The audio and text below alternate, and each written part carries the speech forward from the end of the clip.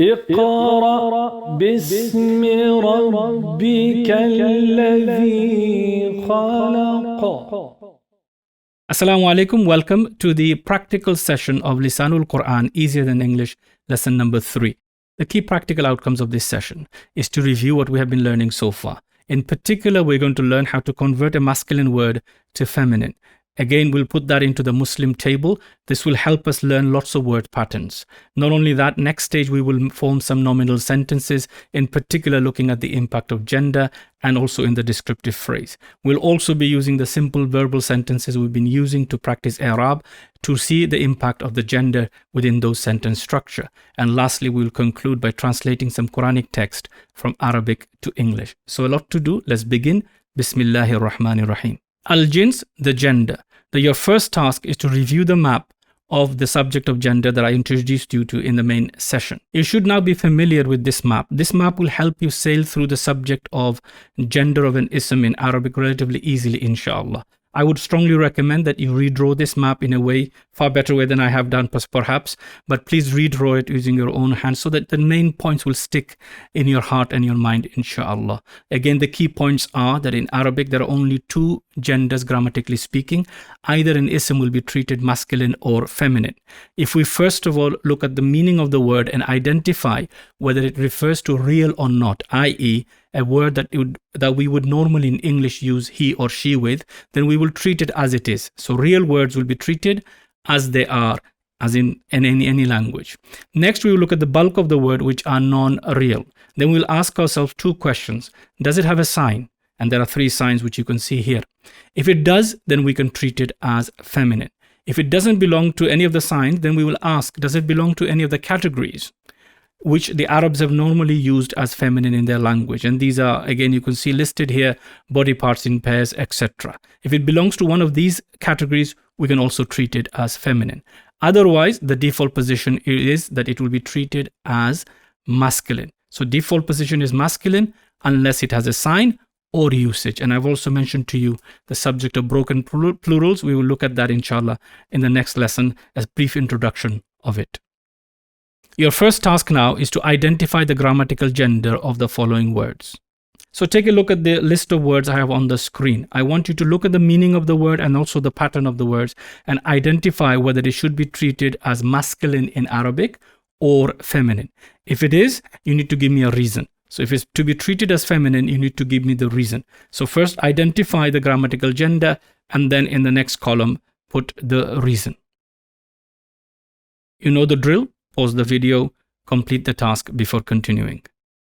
Okay, let me share the answers with you on the screen. I'm not going to go through them individually just to save time, but this is what you should achieve at the end. So you can see the word, whether it's feminine, grammatically speaking or not, and then I've given a reason on the left-hand side. This is what you should have achieved by now. And I hope and pray by now, as you practice a bit more, you'll be able to do that with any Arabic ism that comes in front of you. Identify whether it should be treated as masculine or feminine, and then give the reason. Next, I would like you to convert the following words from masculine to feminine or feminine to masculine in the grayed out box. You know the drill. Pause the video, complete the task before continuing. To save time, I've given you the answers on the screen, and this should be relatively easy for you to do. A very important skill you must master very early on. In order to convert from a masculine word to feminine, we've done this before. You put a fatha on the last letter and add the ta marbuta at the end and put whichever corresponding vowels that you need to put on. And that's it. So I hope you've done that exercise, inshallah. If you haven't, please do rewrite it. I cannot emphasize the importance of rewriting yourself. Otherwise, this knowledge will not stick. You will see it on the screen, and within 10-20 minutes of after watching the video, it will disappear. So please practice and get a notebook and write the masculine and then do the actual physical conversion from masculine to feminine by writing. Let's look at the Muslim table using the word Muslim as our template to practice what we have learned so far. So let's complete the first row of the Muslim table. We know we have the word Muslim, which is our template. And in order to make that rafa, we put Muslimun. In order to make it nasab, we say Musliman. Again, note the extra alif, which is a rule for writing the nasab status. And Muslimin, we will put in the jar status. So these are the three statuses of the word Muslim, Muslimun, Musliman, Muslimin. Now, in order to convert the word Muslim, let's use that as a practice. We put a fatha on the meme, the last letter, and we add the ta marbuta at the end, and we end up with Muslimah. Okay, of course, if we read it with the haraka, we will read as Muslimatun, Muslimatun. In the nasab state, I will have Muslimatan, and in the jar state, I will have Muslima. So you can see now I can form 6 words just from my template. And this is the point I was trying to get at. I'm going through it a bit slowly. Just want to make sure that you're very clear on this. So I have a base form of a word, which is Muslim, and I can make 6 words out of that. So the last 6 words we looked at were indefinite. Now let's look at how to make the definite. Now again, we start with the Muslim word, and I'm sure by now you should be familiar with this. I simply add al in front. And of course, when we have al in front, the tanween does not stay. It becomes al-muslimu. So let me copy that so we can just do the other 2 versions very quickly. Al-muslima and al-muslimi. Now, in order to form the feminine, exactly the same principle. I add a fatha on the last letter, and I add the ta marbuta, and we have a al-muslimatu. And again, we can do the nasab and jar, fatha and kasra at the end. So we have now 6 plus 6, 12 words. So again, this is one of the beauty of Arabic. Once you've learned how to do this, it is very basic. I know for some of you who've done Arabic before, you might find this a bit laborious, but it's very important you master this, because you'll be doing this all the time. Rather than learning lots of different words, you just learn the main form, and you know how to make it definite, you know how to make it feminine, and therefore you now have 12 words. Now there are many words in Arabic that will follow exactly the same pattern. So the example that I've done with the word Muslim, you'll find many words in Arabic that do exactly the same thing. So now you can also make 12 words from a word that I give you. So I have now a task for you.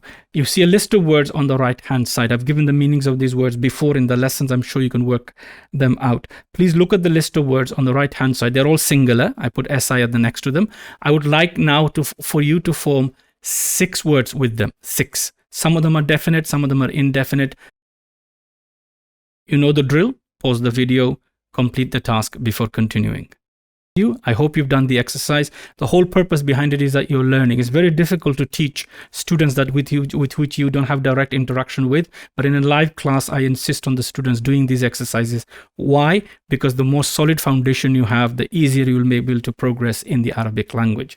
So again, this is to practice how to convert from masculine to feminine, how to add al to a word, and what happens in the 3 states of Arab. Please note these are all singular words. Dual and plural we'll be dealing with inshallah ta'ala from next lesson.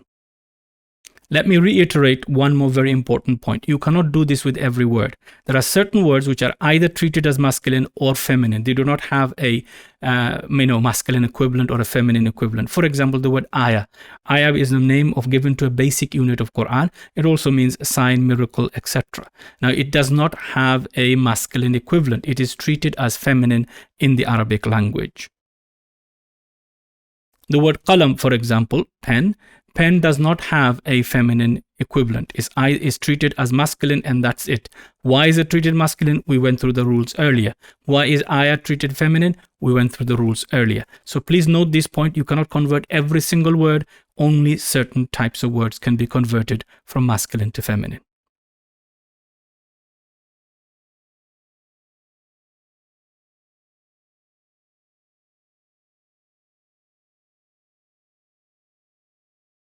The nominal sentence, a jumla ismiya, or a sentence that begins with an ism. Before we go into start forming sentences, there are some vocabulary reviews that we need to do.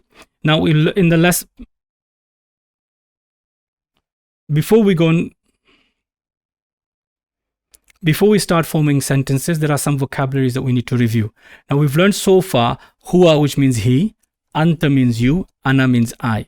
He, you, and I. Now, if I wanted to say, instead of saying he, I want to say she, just like in English, we have a separate version for he and she. So she in Arabic is hiya. Hiya for she. So huwa he, and then we have hiya, she. Now, as far as you is concerned, in Arabic, we have one for male person. But if I'm talking to a female person, I have to say anti. So anta for masculine, anti for feminine. For I, it's exactly the same whether the male person is speaking or the female, ana.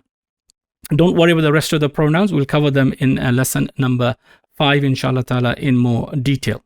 Now let's go through the other 2 words that we've learned. These are pointing words.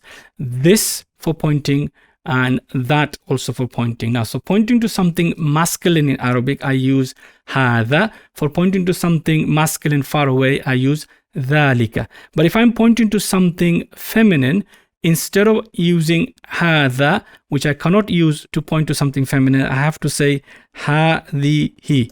So I have to say hadhihi. Please note that. So it depends on what you're pointing to, whether it's masculine or feminine. Dhalika is pointing to something far. If what I'm pointing to something far is masculine, I will use dhalika. Otherwise, I will use the feminine version, which is tilka. So again, we have dhalika for masculine and tilka for feminine. So these are the new vocabularies that you need to add to your list. We will learn the full set of both of these, inshallah ta'ala, in the appropriate lesson. And lesson number 5 is dedicated to the 14 pronouns that we're going to learn, inshallah. So this is the screen I had before when I showed you the basic rules of forming sentences in Arabic. The example sentence we have, Hamid is a teacher. Hamidun muallimun. And the main points we noted that, of course, Jumla Ismiya begins with an ism. It has 2 parts, subject and predicate. Subject is called mubtada in Arabic, which should be definite and in the rafa status.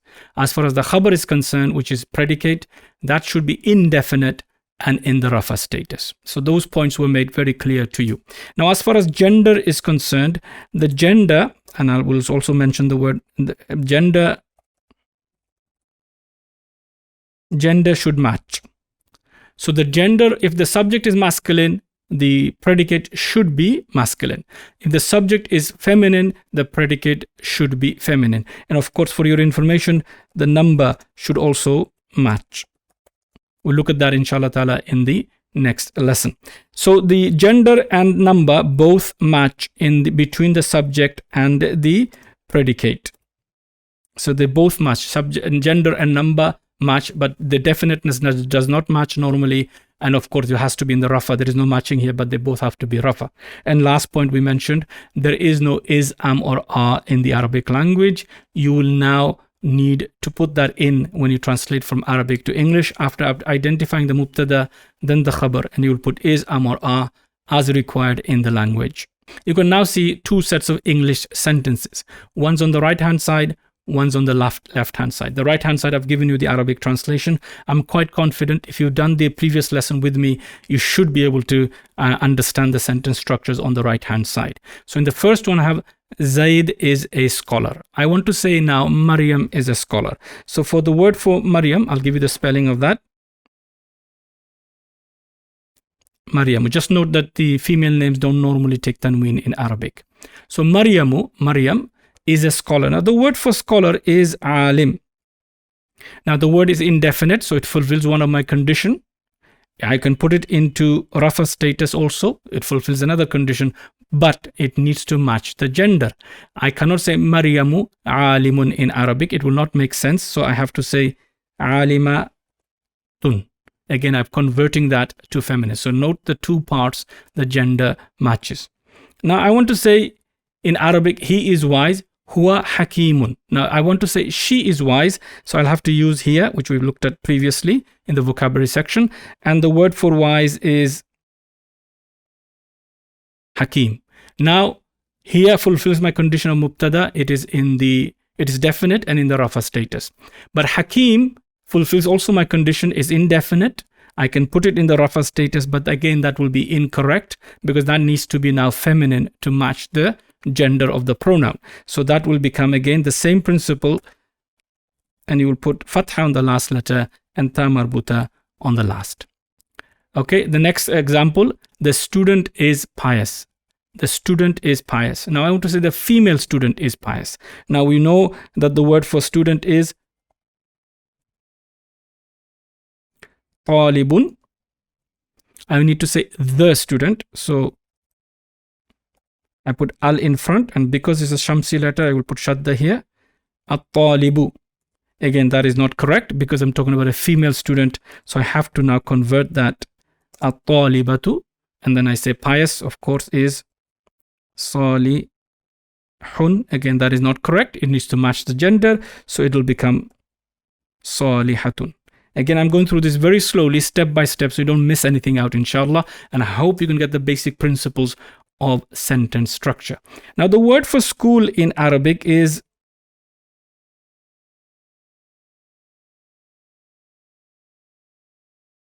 madrasatun. Okay, madrasatun. Now, this is a school. So I'm pointing to a school. Before I was pointing to a mosque. That is hadha masjidun. This is a mosque. Now I want to say this is a school. So the word for this, for feminine, I cannot use hadha. If I say hadha here, it will be wrong. So for example, if I said hadha, this will be wrong because it's pointing to something feminine. So I have to use the correct version. Let me delete that for you so you can see here what is going on. So hadihi madrasatun. I hope this is clear for you. Hadihi madrasatun. So this is a school. So again, we are using the right balance here between the subject and the predicate. We are making sure all the rules are being followed. And again, you can see the rules are being followed. Let me go through the rules one more time so make it very, very clear. The nominal sentence, the noun sentence, begins with an ism. It has two parts: subject, mubtada, predicate, khabar. The mubtada should be definite and it must be in the rafa status. The predicate should be indefinite and it must be in the rafa status. The gender between the two parts should match. So whatever the subject of the gender, the predicate should match. And the same with number, which we'll look at in the forthcoming lesson.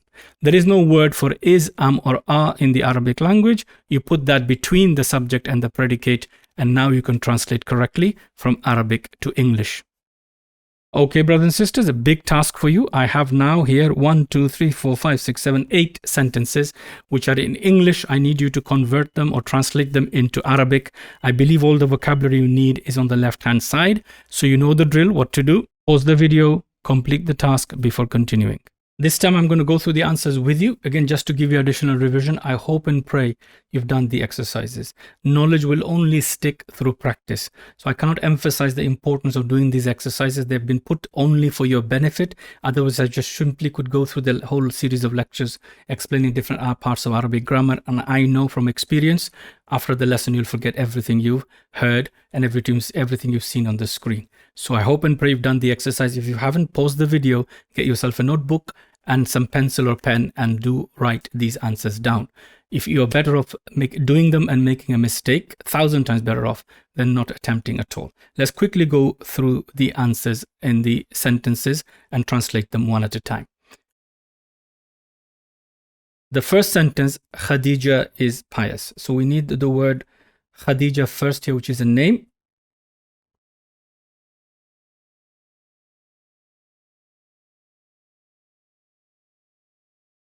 So we have Khadijatu, because it needs to be in the rafa status. Pious, again, we already know that will be salihatun.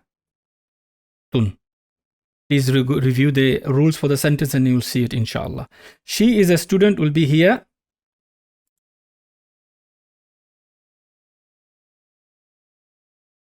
Talibatun. You are a teacher. Now I'm talking to somebody who is a female, so I want to say anti, not anta. Okay, and teacher is, we are using this version, muallim, but it needs to be feminine. So muallimatun. I am a student, a female person speaking. So she's saying ana, and the word for student is talib.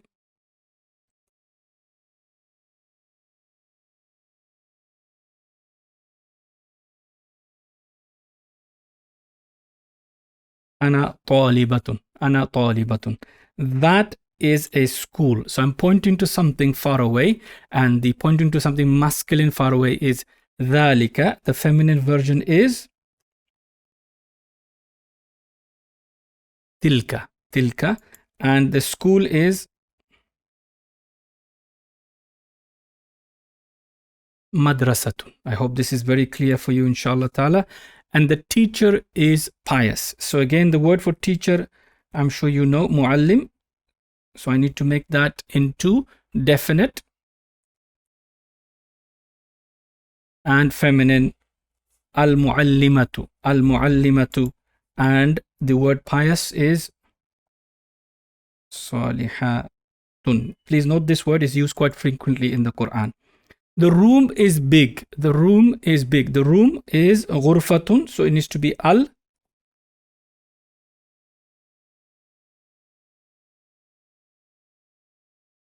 al-ghurfatu, and big is kabir. Now remember, the word big is an adjective, so there has to be a feminine version equivalent to that. So kabiratun, kabiratun. This is a teacher. This is a female teacher, so it will be hadihi, and the word for female teacher is